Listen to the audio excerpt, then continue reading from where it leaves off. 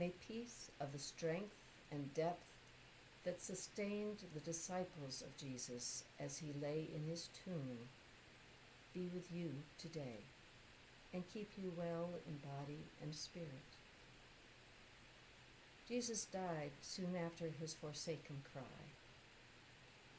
At the end of Matthew 27, friends secure his body and lay it in a tomb.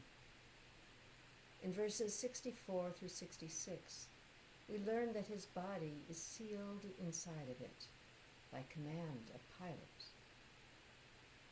After the high priests and others came to him and said, "Command the tomb to be made secure until the third day. Otherwise, his disciples may go and steal him away and tell the people he has been raised from the dead." And the last deception would be worse than the first. Pilate said to them, "You have a guard of soldiers. Go, make it as secure as you can." So they went with a guard and made the tomb secure by sealing the stone. This is the word of the Lord.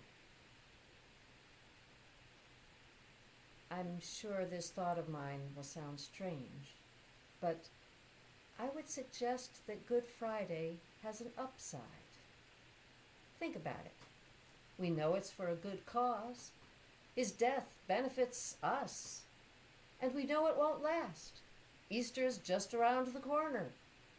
It's impossible to think of one without remembering the other. Saturday is different. We don't usually do much to observe the day when Jesus was dead, his lifeless body buried in a tomb.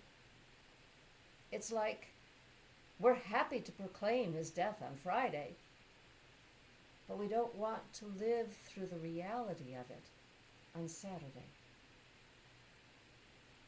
His disciples, his friends, his followers, his family didn't have that choice.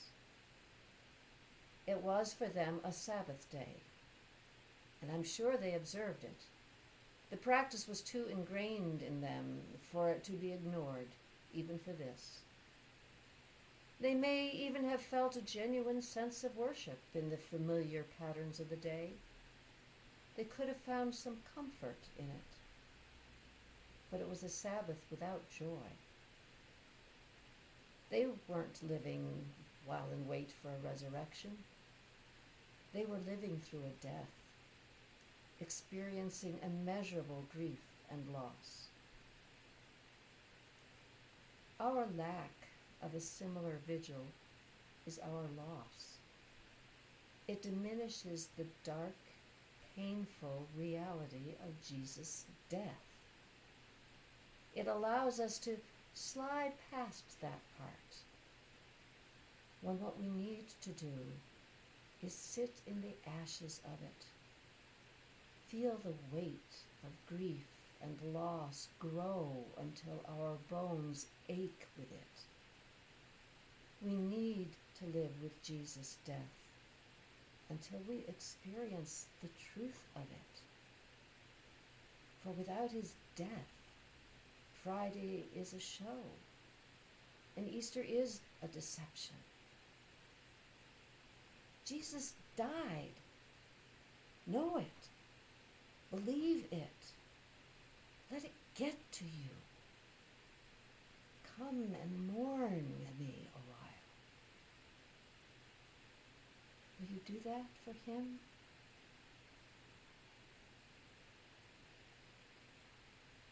Leslie D. Weatherhead writes, "I have learned far more about God and life and myself in the darkness of fear and failure than I have ever learned in the sunshine. There are such things as the treasures of darkness." From Prescription for Anxiety. I will still leave you with a blessing. May you linger in the darkness long enough to learn what it is to wait for light, to have to wait, just hoping that a new morning will dawn. And may you discover that even there, even in the darkest dark, God is with you, blessing that time and making it holy. God is with you here, now, blessing this darkness, blessing you now. Amen.